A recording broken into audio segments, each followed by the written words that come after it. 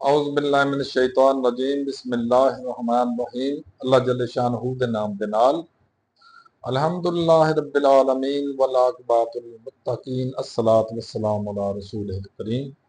अस्सलामु अलैकुम दोस्तों, डॉक्टर नसीर कालों हाज़र CNP न्यूज़ के प्लेटफॉर्म तो। दोस्तों, अज जिहड़ी प्रपोज्ड आइनी तरामीम ने, वैसे तो तरमीम कहा जाता लेकिन आइनी तरामीम ने, क्योंकि बहुत सारे जिहड़े हैं ने कोर्स उन्हें चेंज लियाउण की कोशिश की जा रही है, उन्होंने तब्दील करने की कोशिश की जा रही है। उन्हें सरे फहरिस्त की है, सब तो वड्डा जिहदे ते खप पई आ वो है जनाब आइनी अदालत। लेकिन हुण गौरमेंट शायद को थोड़ी जी अकल आ गई आ, या बिलावल भुट्टो साहब को थोड़ी समझ आ गई आ कि जी अदालत बनाने की बजाय असी एक with in the supreme court एक बेंच बना दें जिन्हों आइनी बेंच का नाम दिता जाए।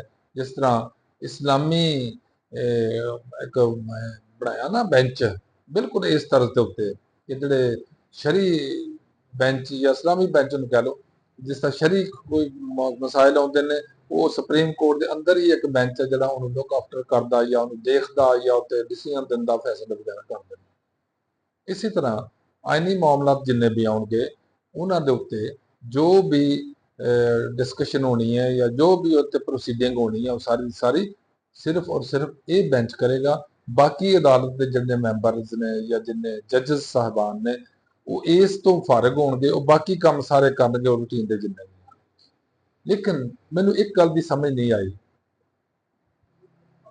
कि ये मामला की ने, एडी मजबूरी एडी जरूरी क्यों आए चेंज, ये तब्दीली या इंडक्शन जड़ी है सुप्रीम कोर्ट क्यों इन्नी जरूरी है, मैनू तो अजे तक समझ नहीं आई। चलो शायद मैनू इन्ना कानून का नहीं पता होएगा या मैनू इन्नी समझ नहीं होएगी जिन्नी ये साडे माशाअल्लाह सियासतदान समझ रखते हैं, क्योंकि उन्होंने समझ तो बहुत अगे आ साडे तो। असी तो कुछ मुल्क वास्ते भी सोचना, असी अपने लोगों वास्ते भी सोचना, असी अपने आप वास्ते भी सोचना, लेकिन उन्होंने सोच खैर बहुत ब्रॉड सोच होएगी। सानू समझ नहीं आती भी वो सिर्फ वो क्यों इन्ना लम्मा चौड़ा इसमें लैके चलन दे, जिदा मैं समझना इन्हां तरमीमां दा मुल्क नूं अवाम नूं एक पैसे का फायदा नहीं है।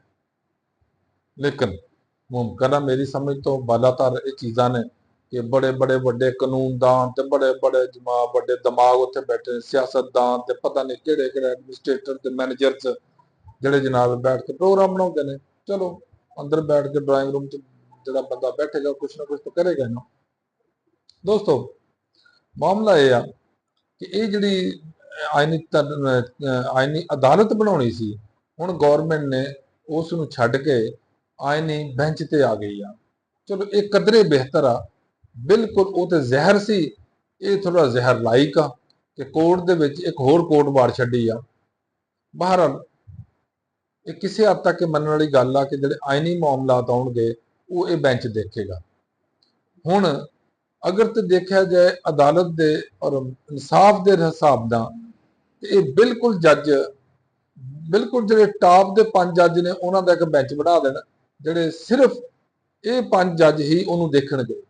लेकिन मुसीबत कित्थे आके बननी आ, मुसीबत इत्थे बननी आ कि इन्हां ने जदों ये फैसला करना कि ये बेंच किहड़े जज होणगे, तो उत्थे अपनी मर्जी दे नून लीग का जज आ, पीपल पार्टी का जज आ, अकवाम मुतहदा का जज आ, मुतहदा जिहड़ी है कि MKOM का जज आ वगैरह वगैरह। इस तरह नहीं होना चाहिए।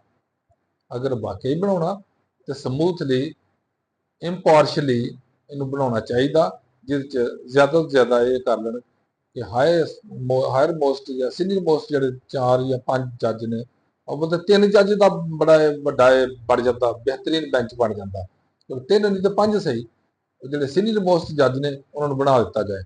अगले नंबर पर ਇਹਦੇ ਤੇ ਇਹ ਇਤਰਾਜ਼ ਕਰਦੇ ਨੇ ਇਹ ਸਾਡੇ ਮਹਾ ਸਿਆਸਤਦਾਨ ਜਿਹੜੇ ਨੇ, ਸਿਆਸਤਦਾਨ ਨਹੀਂ ਮੈਂ ਇਹਨਾਂ ਨੂੰ ਮਹਾ ਸਿਆਸਤਦਾਨ ਕਹਿੰਦਾ, ਕਿਉਂਕਿ ਸਿਆਸਤ ਦਾ ਜਿਹੜਾ ਲਫ਼ਜ਼ ਸੀ ਉਹਦੇ ਮਾਮਲੇ 'ਚ ਆਮ ਤੌਰ ਤੇ ਅਸੀਂ ਇਹ ਸਮਝਦੇ ਸਿਆਸਤ ਇੱਕ ਇਬਾਦਤ ਦੀ ਤਰ੍ਹਾਂ ਵਾ। ਲੇਕਿਨ ਇਹ ਜਿਹੜੀ ਸਾਡੀ ਸਿਆਸਤ ਆ ਉਹ ਇੱਕ ਮੁਨਾਫਕਤ ਆ ਬਿਲਕੁਲ। ਇਸ ਵਾਸਤੇ ਮੈਂ ਕਹਿੰਦਾ ਕਿ ਸਿਆਸਤਦਾਨ ਜਿਹੜੇ ਇਹ ਮਹਾ ਸਿਆਸਤਦਾਨ ਨੇ, ਕਿਉਂਕਿ ਇਹਨਾਂ ਦੀ ਸੋਚਾਂ ਸਾਡੇ ਤੋਂ ਬਹੁਤ ਦੂਰ ਤੇ ਬੜੇ ਉੱਚੀਆਂ ਲੰਮੀਆਂ ਨੇ। ਇਹ ਕਹਿੰਦੇ ਨੇ ਕਿ ਨਹੀਂ, ਜੱਜ ਸਾਡੀ ਮਰਜ਼ੀ ਦੇ ਹੋਣੇ ਚਾਹੀਦੇ ਨੇ, जिन्होंने असी नामजद करिए ਉਹੀ ਜੱਜ ਉਸ ਬੈਂਚ ਬੈਠਣ, ਉਹੀ ਕਰਨ। ਇਹ ਪਤਾ ਨਹੀਂ ਉਹਦੇ ਚ ਕੀ ਹਿਕਮਤ ਹੈ ਇਹਨਾਂ ਦੀ, ਕਿਉਂ ਇਸ ਤਰ੍ਹਾਂ ਕਰ ਰਹੇ ਨੇ। ਦੂਸਰੇ ਨੰਬਰ ਤੇ ਮੈਨੂੰ ਇੱਕ ਗੱਲ ਦੀ ਸਮਝ ਨਹੀਂ ਆ ਰਹੀ ਕਿ ਇੱਕ ਇਨਸਾਨੀ ਹਕੂਕ ਜਾਂ ਇਨਸਾਨੀ ਪਾਕਿਸਤਾਨੀ, ਆਮ ਪਾਕਿਸਤਾਨੀ ਦਾ ਜਦੋਂ ਕੋਈ ਮਸਲਾ ਆ ਜਾਂਦਾ ਹੈ, ਉਹਦੇ ਵਾਸਤੇ ਸੁਪਰੀਮ ਕੋਰਟ ਅੱਗੇ ਖੁਦ ਲੈ ਲੈਂਦੀ ਸੀ ਇੱਕ ਮਾਮਲਾ ਆਪਣੇ ਹੱਥ 'ਚ, ਉਹਨੂੰ ਇਹ ਖਤਮ ਕਰ ਰਹੇ ਨੇ। ਹੁਣ ਅਗਰ ਕੋਈ ਇਸ ਤਰ੍ਹਾਂ ਦਾ ਮਸਲਾ ਆਏਗਾ ਉਹ ਕਿਹੜੀ ਕੋਰਟ ਲਏਗੀ? ਦੇਖੋ ਨਾ, ਪਹਿਲੇ ਤੇ ਇਹ ਸਿਸਟਮ ਚੱਲ ਰਿਹਾ ਸੀ ਕਿ ਅਗਰ ਕੋਈ ਰਫਾਹੇ ਆਮਾ ਦਾ ਜਾਂ ਪਬਲਿਕ ਇੰਟਰਸਟ ਦਾ ਕੋਈ ਕੇਸ ਆਉਂਦਾ ਸੀ ਤੇ ਕੋਰਟ ਆਪਣੀ ਸਵਾਬ ਦੀ ਤੇ ਉਸ ਕੇਸ ਨੂੰ ਲੈ ਲੈਂਦੀ ਸੀ। ਲੇਕਿਨ ਹੁਣ ਇਹ ਕਹਿੰਦੇ ਕਿ ਕੋਰਟ ਆਪਣੀ ਮਰਜ਼ੀ ਨਾਲ ਕੋਈ ਨਾ ਕਹੇ, ਉਹਦੀ ਬਾਕਾਇਦਾ ਕੰਪਲੇਂਟ ਜਾਣੀ ਚਾਹੀਦੀ ਆ। ਦੇਖੋ ਹੁਣ ਕਿਸ ਜਗ੍ਹਾ ਦੇ ਉੱਤੇ, ਜਿਸ ਤਰ੍ਹਾਂ ਇਹ ਵਾਕਿਆ ਹੋਇਆ ਵਾ ਪੰਜਾਬ ਕਾਲਜ ਵਾਲਾ, ਇਹ 'ਚ ਕੋਰਟ ਨੂੰ ਬਿਲਕੁਲ ਲੈਣਾ ਚਾਹੀਦਾ ਨੋਟਿਸ, ਲੇਕਿਨ ਨਹੀਂ ਲਿਆ ਗਿਆ। ਇਸੇ ਤਰ੍ਹਾਂ ਦੇ case high court, supreme court ਨੂੰ ਇਹਦੇ ਉੱਤੇ ਆਪਣਾ ਨੋਟਿਸ ਖੁਦ ਲੈਣਾ ਚਾਹੀਦਾ ਵਾ, ਜਦੋਂ ਕਿ ਨਵੇਂ ਜਿਹੜੇ ਇਹਨਾਂ ਦੇ ਕਵਾਨੀਨ ਨੇ ਉਹਦੇ ਤਹਿਤ ਇਹ ਵੈਸੇ ਖਤਮ ਕਰ ਦਿੱਤਾ ਕਿ ਉਹ ਨੋਟਿਸ ਲੈ ਹੀ ਨਹੀਂ ਸਕਦਾ। ਅਗਲੇ ਨੰਬਰ ਤੇ ਆ ਜਾਓ, ਉਹਦੇ ਵਿੱਚ ਇਹ ਆ ਕਿ ਆਇਆ ਜਿਹੜੀਆਂ ਹੈ ਫੌਜੀ ਅਦਾਲਤਾਂ, ਉਹ ਕਿਹਨਾਂ ਦਾ ਟਰਾਇਲ ਕਰਨਗੀਆਂ। ਤੇ ਉਹ ਪਹਿਲੇ ਆਇਨ 'ਚ ਜੋ ਕੁਝ ਲਿਖਿਆ ਉਹਦੇ 'ਚ ਕਿਹੜਾ ਐਡਾ ਘੱਟ ਲਿਖਿਆ ਸੀ, ਕਿਹੜਾ ਥੋੜਾ ਲਿਖਿਆ ਸੀ, ਉਹ ਠੀਕ ਹੀ ਸੀਗਾ। ਅਗਰ ਬੜੀ ਮਜਬੂਰੀ ਹੈ ਇਹਨਾਂ ਨੂੰ, ਪਤਾ ਨਹੀਂ ਹੁਣ ਅੱਲਾ ਜਾਣੇ ਉਹਦੇ 'ਚ ਇਹਨਾਂ ਕੀ ਕਰਨਾ। ਚੌਥੇ ਨੰਬਰ ਤੇ ਆ ਗਿਆ ਇਨਸਾਨੀ ਹਕੂਕ। ਇਨਸਾਨੀ ਹਕੂਕ UN ਦਾ ਚਾਰਟਰ ਜਿਹੜਾ, ਉਹ ਵੀ ਦਾ ਸਾਡਾ ਆਇਨ ਜਿਹੜਾ, ਉਹ ਵੀ ਇਨਸਾਨੀ ਹਕੂਕ ਦੀ ਵਾਇਲੇਸ਼ਨ ਦਾ ਕਤਨ ਇਜਾਜ਼ਤ ਨਹੀਂ ਦਿੰਦਾ। ਤੇ ਮੈਨੂੰ ਨਹੀਂ ਇਹ ਸਮਝ ਆਉਂਦੀ ਵੀ ਇਹ ਉਹਨੂੰ ਇਨਸਾਨੀ ਹਕੂਕ ਦੇ ਮਾਮਲੇ ਨੂੰ ਕਿਉਂ ਖਰਾਬ ਕਰਨਾ ਚਾਹੁੰਦੇ ਨੇ। ਹੋਰ ਇਸ ਤੋਂ ਇਲਾਵਾ ਬਹੁਤ ਸਾਰੀ ਚੀਜ਼ਾਂ ਹਨ ਕਿ ਗੌਰਮੈਂਟ ਜੋ ਮਰਜ਼ੀ ਕਰੀ ਜਾਏ, ਗਲਤ ਮਲਤ ਕਰ ਜਾਏ, ਉਹਨੂੰ ਕਿਸੇ ਅਦਾਲਤ ਚੈਲੰਜ ਨਹੀਂ ਕੀਤਾ ਜਾਏਗਾ। ਕਿਉਂ ਬਈ? ਗੌਰਮੈਂਟ ਲੋਕਾਂ ਨੂੰ ਮਾਰਨਾ ਸ਼ੁਰੂ ਕਰ ਦੇ, ਉਹਨੂੰ ਚੈਲੰਜ ਨਹੀਂ ਕੀਤਾ ਜਾਏਗਾ। ਗੌਰਮੈਂਟ ਗੈਰ ਕਾਨੂੰਨੀ ਇੱਕ ਆਇਨ ਬਣਾ ਦੇ, ਗੈਰ ਕਾਨੂੰਨੀ ਇੱਕ ਕਾਨੂੰਨ ਬਣਾ ਦੇ, ਮਸਲਨ ਉਹ ਕਹਿ ਦੇਣ ਕਿ ਅਗਰ ਅਸੀਂ ਕਹਿ ਦਿੰਦੇ ਆ ਕਿ ਇਲੈਕਸ਼ਨ ਜਿਹੜੇ ਆ ਉਹ 100 ਸਾਲ ਬਾਅਦ ਹੋਣਗੇ, ਤੇ ਉਹਨਾਂ ਦੀ ਮਰਜ਼ੀ ਤੇ ਨਹੀਂ ਕਾਨੂੰਨ ਜਿਹੜਾ ਨਾਫਜ਼ ਹੋਏਗਾ। ਜਾਂ ਗੌਰਮੈਂਟ ਅਮੂਮਨ ਅੱਜ ਕੱਲ੍ਹ ਕਰ ਰਹੀ ਆ ਕਿ ਇਹ ਅੱਜ ਕਾਨੂੰਨ ਬਣ ਰਿਹਾ, ਇਹ ਜਨਾਬ ਅੱਜ ਤੋਂ 20 ਸਾਲ ਪੁਰਾਣਾ ਪਹਿਲੇ ਤੇ ਮਾਜ਼ੀ ਤੇ ਇਹਦਾ ਅਮਲ ਦਰਾਮਦ ਹੋਏਗਾ। ਕਿਉਂ ਬਈ? ਕਾਨੂੰਨ ਤੁਸੀਂ ਅੱਜ ਬਣਾਉਣ ਡਏ ਹੋ ਆਪਣੇ ਦੌਰ ਦੇ ਵਿੱਚ, ਤੇ ਤੁਸੀਂ ਪਹਿਲੇ ਦੌਰਾਂ 'ਚ ਕਿਸ ਤਰ੍ਹਾਂ ਇੰਪਲੀਮੈਂਟ ਕਰ ਸਕਦੇ ਹੋ? ਹੈ ਬੜੀ ਹੈਰਾਨਕੁਨ ਗੱਲਾਂ ਨੇ, ਉਹ ਬੜੇ ਅਜੀਬੋ ਗਰੀਬ ਤਮਾਸ਼ੇ ਨੇ ਇਸ ਮੁਲਕ 'ਚ। ਬਹਰਹਾਲ ਅਫਸੋਸ ਦੀ ਗੱਲ ਇਹ ਆ ਕਿ ਇਹਨਾਂ ਦੀ ਆਇਨੀ ਤਰਮੀਮਾਂ ਦੇ ਨਾਲ ਤਮਾਮ ਪਾਕਿਸਤਾਨ ਦਾ ਜਿਹੜਾ ਆਇਨ 1973 ਦਾ ਬਣਿਆ ਨਾ, ਉੱਤੇ ਸਭ ਪਾਰਟੀਆਂ ਨੇ, ਜਿਹਦਾ ਇੱਕ ਮੈਂਬਰ ਸੀ ਉਹ ਤੋਂ ਲਾ ਕੇ ਜੇ 40 ਮੈਂਬਰ ਸੀ ਜਾਂ 100 ਮੈਂਬਰ ਸੀ, ਉਹ ਸਾਰੇ ਮੁਤਫਿਕ ਸਨ। ਲੇਕਿਨ ਇਹ ਜਿਹੜੀ ਆਇਨੀ ਤਰਮੀਮਾਂ ਕਰ ਰਹੇ ਨੇ, ਇਹਦੇ ਨਾਲ ਬਹੁਤ ਬਿਹਤਰ ਤੇ ਆਪਣੇ ਆਸਫ ਜ਼ਰਦਾਰੀ ਸਾਹਿਬ ਨੇ ਉਦੋਂ ਜਦੋਂ ਸਦਰਤਾ ਤਰਮੀਮਾਂ ਕੀਤੀਆਂ ਸੀ, ਉਹਦੇ 'ਚ ਸਾਰਿਆਂ ਨੂੰ ਇਕੱਠਿਆਂ ਕਰਕੇ ਤਰਮੀਮਾਂ ਤੇ ਸਾਈਨ ਕਰਵਾਏ ਸੀ, ਉਹਨਾਂ ਦੀ ਕੰਸੈਂਟ ਲਈ ਸੀ।